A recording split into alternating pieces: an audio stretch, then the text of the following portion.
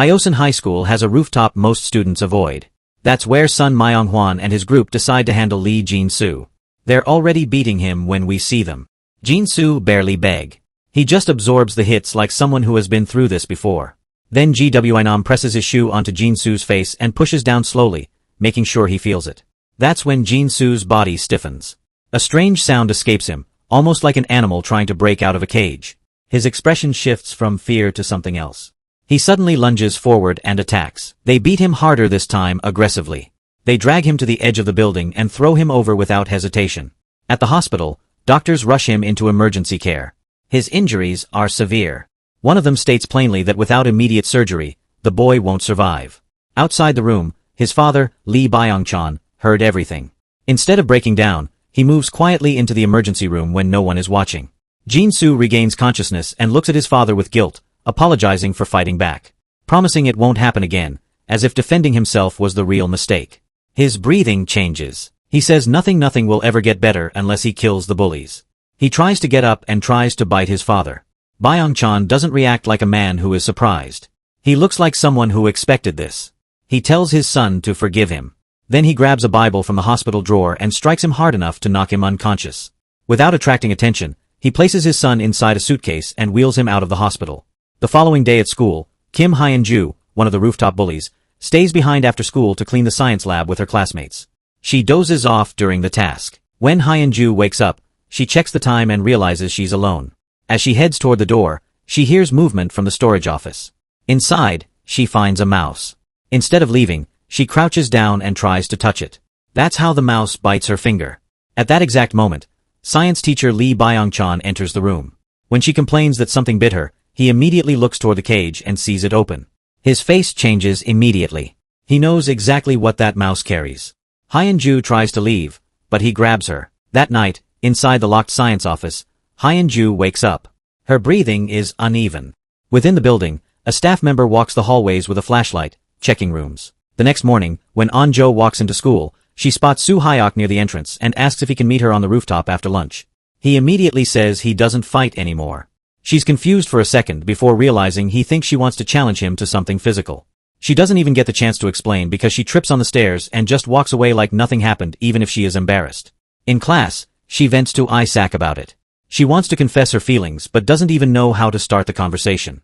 Around them, everyone is in their usual groups talking loudly like it's any normal day. That normal mood disappears the moment Nayeon walks in and starts yelling at Jaeyoung-soo for sitting on her desk. She calls him dirty even though he clearly has no idea what she's talking about. It's less about the desk and more about how she sees him. At the same time, Sunhwa goes to the science lab to ask Byung-chan if he saw Hyun-ju since she never went home. He calmly denies seeing her, claiming he left early. When she hears a noise coming from his office, Byung-chan claims it's just a hamster. She leaves, unconvinced but without proof. Inside that locked office, Hyun-ju is tied to a radiator. Byung-chan records himself explaining that she was bitten by an infected lab hamster he had been experimenting on. He says he injected her with benzodiazepine. It is only slowing down the infection by a few hours. When she briefly regains clarity, she begs him not to kill her. He tells her not to hope for anything and leaves to teach his class. In that class, Gwinam is openly bullying Eun-ji while everyone laughs. Byung-chan ignores it and continues teaching about viruses, claiming humanity has never truly defeated one. A student questions the textbook, and he bluntly says the textbook is wrong, as Hyun-ju is seen entering an aggressive state again and breaking from the zip ties. Later, she stumbles into class 2 to 5 during English class. She collapses and says the science teacher locked her up. Sunhwa immediately asks Soo Hyok, An-jo, and Isaac to help carry her to the nurse. On the way, Hyun-ju suddenly tries to bite Soo Hyok's ear. In the nurse's office, her body temperature is abnormally low, so they cover her with blankets. She complains that she feels too hot. She says the teacher injected her with something strange. Her behavior swings back to aggression, and she scratches An-jo. When the nurse tries to sedate her, Hyun-ju bites the nurse instead. An ambulance takes her to the hospital. An-jo's father is part of the response team. Back in class, rumors spread instantly. Nayeon claims she heard Byung-chan's son didn't go missing but committed suicide, and she starts theorizing that the teacher is targeting bullies for revenge. In another group, Dae-soo makes a crude joke about the situation and gets smacked for it.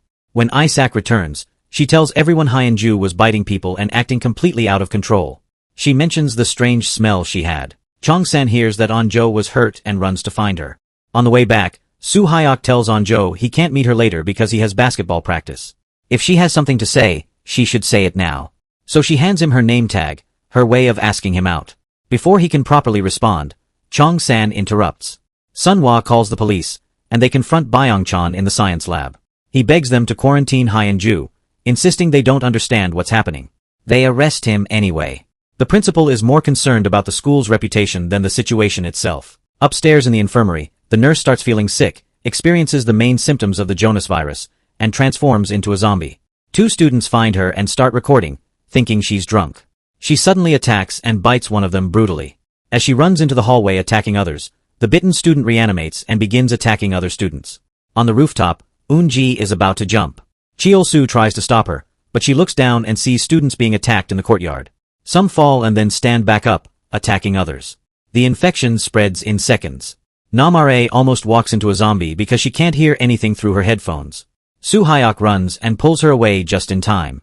In the cafeteria, An-jo argues with Chong-san about Soo-hyuk. Suddenly, terrified students burst through the doors, trying to escape. Zombies rush in behind them. People are bitten immediately. Staff and students fall everywhere. An-jo gets knocked to the ground. And this time, the outbreak is real. The principal quickly calls a staff meeting and immediately downplays everything. He tells emergency services and the teachers that it's probably a misunderstanding, maybe even a prank. According to him, there's no need to create panic. Whatever is happening inside the school should be handled within the school. He sends the teachers back out to gather students and return them to their classrooms like it's a regular disciplinary issue. Sunhwa disobey him immediately. Instead of following his orders, she heads straight to the broadcasting room to make an emergency announcement herself. On the way, she sees a teacher standing frozen in confusion as a student suddenly bites him. The attack is messy and immediate. The same student turns toward her, lunging, but she manages to escape just in time and keeps running. In the cafeteria, the kitchen staff tries to fight off the zombies with their tools, but are quickly overwhelmed while a fire starts in the kitchen. A fire breaks out in the kitchen. In the middle of it, Chong-san pulls a zombie off on Jo and drags her under a table. The fire sprinklers go off overhead, soaking everything. He asks if she's okay, barely catching his breath. She nods, still in shock. They climb out through a cafeteria window with a small group of students as the infected close in. Outside, they run toward the front of the school, not really knowing where they're going. Then a truck slams straight into the side of the building. The driver had already been bitten. He's turning behind the wheel. Chong-san and An-jo climb onto the truck and use it to reach the second floor. They pull themselves inside the building, hoping to find a clear path. Instead, every direction seems blocked. They try heading downstairs. Zombies. At the stairs, An-jo grabs a fire extinguisher and sprays directly into its face. She keeps spraying, hitting anything that moves, including Dae-soo by accident. Meanwhile, Soo-hyuk had already pulled Namare out of the path of a group of zombies earlier. They try heading toward the front gate, but it's completely swarmed. They circle around the building instead and see the groundskeeper fighting off students with a shovel while standing on a ladder. He gets dragged down. Soo-hyuk doesn't hesitate. He grabs the ladder and helps Namare climb up. They make it through a second-floor window into classroom 2-5, where several students have already barricaded the doors. Isaac immediately hugs An-jo, asking if she's hurt. Jaeyoung-soo asks what's happening outside, if everyone's dead. Chong-san doesn't answer right away. He looks out the window instead. Dae-soo tries to climb in through it at the same time Soo-hyuk suddenly appears outside, startling them. They pull both him and Namare in through the window. Elsewhere, Gwi-nam hides in the kitchen with a few others. When one of the girls starts crying and draws attention, he shoves her toward the zombies to buy himself time. At the police station, Detective Song Jae questions Byung-chan about kidnapping Hyun-ju. Byung-chan doesn't deny it. He says he tried reporting the bullying at Hyosun High and no one listened. According to him, everything that's happening now is the result of that silence. He calmly adds that it doesn't matter anymore anyway, because soon everyone will be dead. Fragments of his research logs fill in the rest. He created the virus himself and called it the Jonas virus. His goal wasn't destruction. He wanted to force his son to stop being afraid, but to fight back against the bullies who tormented him. Instead, the virus made his son violent and unstable. In that state, the boy bit his own mother, spreading the infection at home. Whatever Byung-chan thought he was building, it spiraled out of control long before it reached the school. Meanwhile, at the hospital, Hyun-ju is taken in for testing. During an MRI scan, she fully turns to zombie. The staff rush to pull her out of the machine, confused by the readings, but she attacks them immediately. Within minutes, she's loose in the emergency ward, biting patients and nurses. The outbreak spreads inside the hospital just as quickly as it did at school. Outside, the archery team bus nearly hits Hee-soo in the road. She's doubled over in pain, going into labor, but the team doesn't realize that. They continue back toward the school while their coach scolds Hari for failing to win a gold medal. As the bus reaches the school gates, it hits something. A body. When they look closer through the windows, they realize it's not just an accident. Something is seriously wrong inside the campus. Back in class 2 to 5, the students focus on one thing: finding a phone. They need to contact someone outside. Isaac discovers Young Ju's phone hidden in her bag, the same phone that avoided detection that morning. Chong-san calls the police and tries to explain what's happening, but the moment he says, "zombies," the officer assumes it's a prank and hangs up. Only when multiple calls start coming in from the hospital about a patient biting people does the police begin to reconsider. One officer tells his partner to call the school and confirm. Anjo grabs the phone next and calls the fire department, reporting a fire in their classroom. It's a lie, but it works. A fire crew is dispatched immediately, though her father isn't among them. Inside the classroom, Nayeon demands that Namare do something since she's class president. Namare offers to leave if that's what people want, but Anjo cuts in and points out that Nayeon is only saying that because of Namare's status. Nayeon argues back that no one is coming to save them. Jimin snaps that she's not the only one who's scared. Jaeyoung-soo tells them to stop fighting. Nayeon fires back with another insult, and for a second he steps away from the door out of frustration. That's when gym teacher Kong Jin-gu barges in. He immediately starts ordering them to barricade the room properly. Isaac notices he's been bitten. He tries to hide it, and within seconds, he turns to zombie. He lunges and bites Min-ji before anyone can react. The room erupts into panic. The students flee into the hallway, ripping classroom doors and broken windows off their hinges to use as shields while they push toward the stairs. In the chaos, Soo-hyuk gets separated and ducks into the art room to escape the swarm. The rest of the group reaches the science lab. Only then do they realize the phone was dropped in the hallway during the scramble. Elsewhere, 3 students, Jun-sung, Halim, and Mi-jin, hide in a girl's bathroom. Halim is pale and shaking, but Jun-sung insists she's just in shock. Mi-jin finds the bite mark and forces Jun-sung to help barricade Halim inside a stall. When Halim starts reacting, they try to stop her with a broken mop handle. An arrow suddenly shoots through her neck. Hari stands in the doorway with her bow drawn. She tells Min-jae to shoot the other 2 if they show signs of turning. Before Mi-jin can argue, static cuts across the school's speakers. Sunhwa has reached the broadcasting room. She sends out an emergency message to the entire school, telling students and staff to get somewhere safe and call emergency services if possible. The noise from the speakers draws zombies toward the broadcasting room. As they pound at the doors, she continues speaking, telling everyone to be safe, apologizing for not being able to be of help. Outside the school, Anjo's father, Nam So-ju, is responding to another emergency call. Reports over the radio mention similar incidents spreading across the city. Whatever this is, it's no longer isolated. Back in the science lab, Isaac tries to comfort Anjo, who is upset that her crush, Soo-hyuk, was separated. While holding her hand, Anjo notices that Isaac was bitten during the hallway chaos. At first, Isaac denies it. Then the symptoms take over. She turns suddenly and attacks Chong-san, then lunges toward Anjo. Chong-san has no choice. He grabs her and throws her out the window as she charges again. Anjo tries to grab Isaac's hand to stop her from falling, but Chong-san forces her grip to break. As Isaac falls, Anjo watches it happen. Eventually, Chong-san suggests they can't stay in the lab. The barricades won't hold forever. They decide to use the fire hose outside the corridor window to climb down to the broadcasting room. They secure knots into the hose for footing. Jaeyoung-soo volunteers to go first. He climbs down and reaches the broadcasting room window. Sunhwa sees him after hearing the hose hit the glass. He tells the others it's safe. One by one, they climb down. Namare leaves a note behind in the lab for Soo-hyuk in case he survived and came looking for them. When it's Anjo's turn, she hesitates. She says there's no one left she likes anymore. Chong-san reminds her that her father is still out there. That's enough to move her. And she climbs down. In the art room, Soo-hyuk escapes by climbing out onto the exterior ledge of the building. The zombies crowd the window but can't reach him. Back at the lab, Chong-san is the last one left. After making sure Anjo is safe, he grabs the hose and starts climbing down. Outside, Lee Soo-hyuk sees zombies literally launching themselves out of the science room window chasing Lee Chong-san. Soo-hyuk jumps across and grabs onto the fire hose with him. One zombie almost drops on them from above, but they manage to climb down and make it back toward the broadcasting room. Inside that room, Lee Nayeon tries to block the window so they can't get back in, and she starts arguing with Han Jaeyoung-soo, calling him a wealthy, basically mocking him for being poor.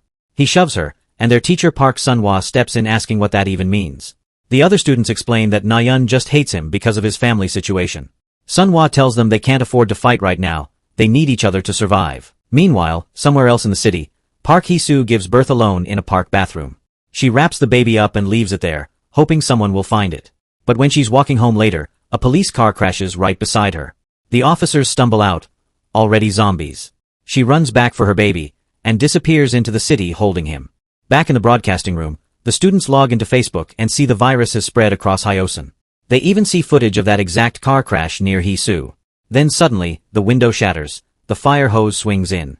Chong-san finds a zombie tangled in it. He and Soo-hyuk try to fight it off with a broken mop handle, but accidentally smack Jae-young-soo in the face. In panic, Jae-young-soo throws the computer at the zombie. It falls, but he cuts his wrist on the broken glass. That one cut changes everything. At a government building, firefighter Nam So-ju, An-jo's dad, examines one of Assemblywoman Park Eun-hee's aides who has turned. They try to restrain him so he doesn't bite his own tongue, but in the process he bites firefighter Park Young-hwan. Then the announcement hits. Level 3 disaster. So-ju is ordered to evacuation headquarters. Back at school, Na-yeon notices scratched on Jae-young-soo's wrist and immediately accuses him of being infected. The others say it's just a scratch. Na-yeon insists she saw the zombie grab him. An-jo points out she held Isaac's hand after she turned and nothing happened. But Na-yeon keeps pushing. Open wound, it's different. So Sunhwa decides they'll isolate him in the recording booth for 5 to 10 minutes. Jae-young-soo says he will make it 30. If he's still human after that, Na-yeon has to apologize. While all this is happening, in the cafeteria kitchen, Yoon Gwi Nam shows exactly who he is. He shoves Shin Hyung-seo towards zombies to save himself, even uses a cook as a human shield.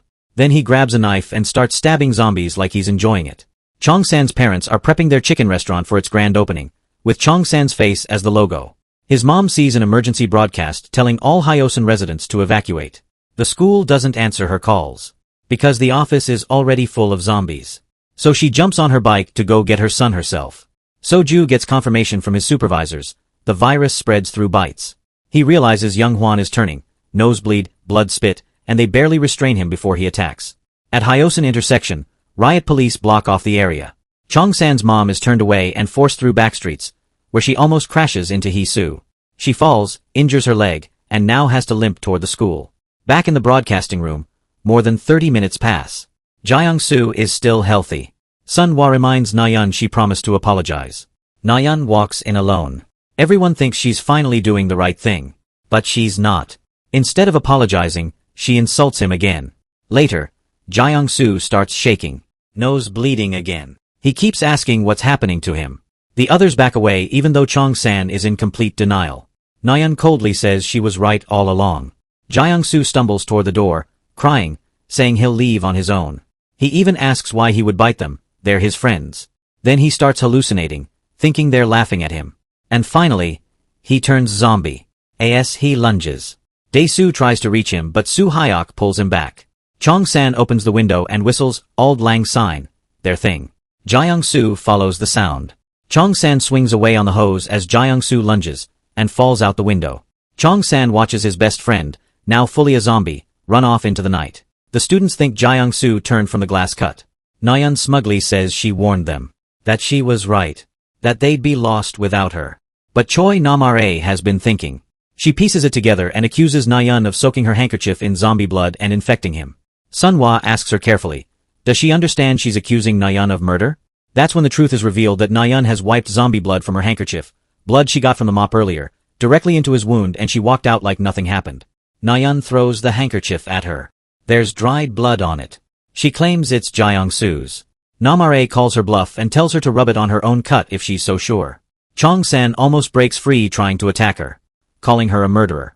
And she collapses crying, saying she has no friends anyway. Then she runs out of the ROM. Sunhwa follows her. Outside, a horde of zombies hears Na-yeon sobbing. They rush toward her.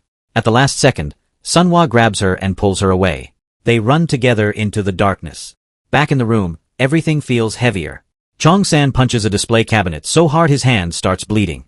And then, a helicopter light sweeps past the window. For the first time, it looks like maybe, just maybe, someone might actually be coming.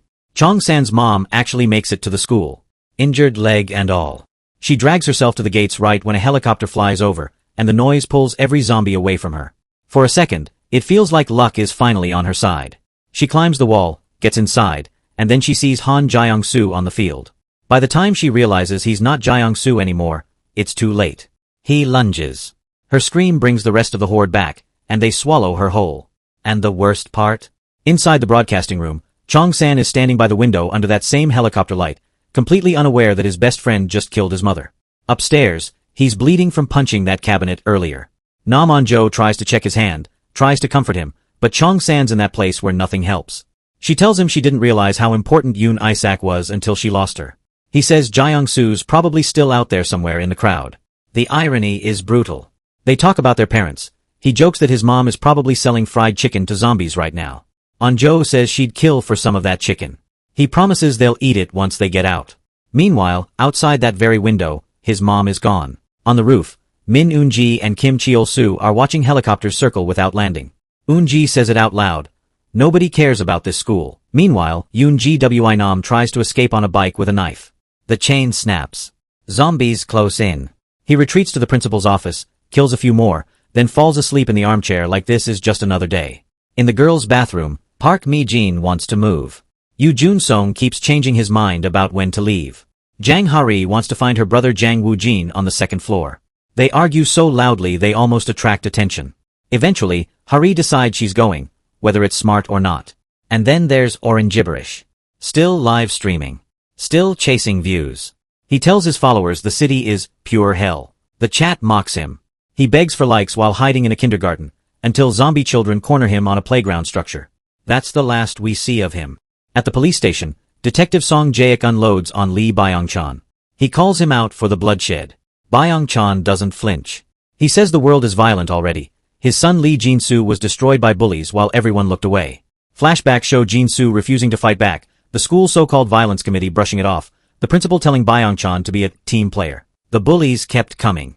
One night, Jin-soo comes home broken again, and his father snaps, not at the bullies, but at his own son for not fighting. So he made something that would force him to. Jae-ik admits society failed Jin-soo. He asks about an antidote. There isn't one. Then the station is overrun. As zombies flood the halls, Byung-chan actually pulls one off Jae-ik and gets bitten doing it. Before he fully turns, he tells him the research laptop is in the science lab at Hyosun High. Then he holds the horde back so Jae-ik can escape. Later, when he reanimates, he's walking differently, steady, controlled. Not like the others. The next morning at school, reality sets in. No rescue. No water. Choi Nam-ra calculates it, 3 days without water, and they've already lost one. Dehydration will hit soon. On-jo still wants to wait. Nam-ra says waiting could mean dying where they stand. They need information. Phones are in the teacher's office, confiscated the day before. That's where we're stopping today. If you've been watching closely, you know the situation is only getting tighter. Do you think the remaining students can survive what they're about to face, or has the school already taken too much from them? Drop your thoughts in the comments. I really want to hear your prediction. If you enjoyed this breakdown, make sure you subscribe to the channel and like the video so more people can find it. I'll see you in the next episode.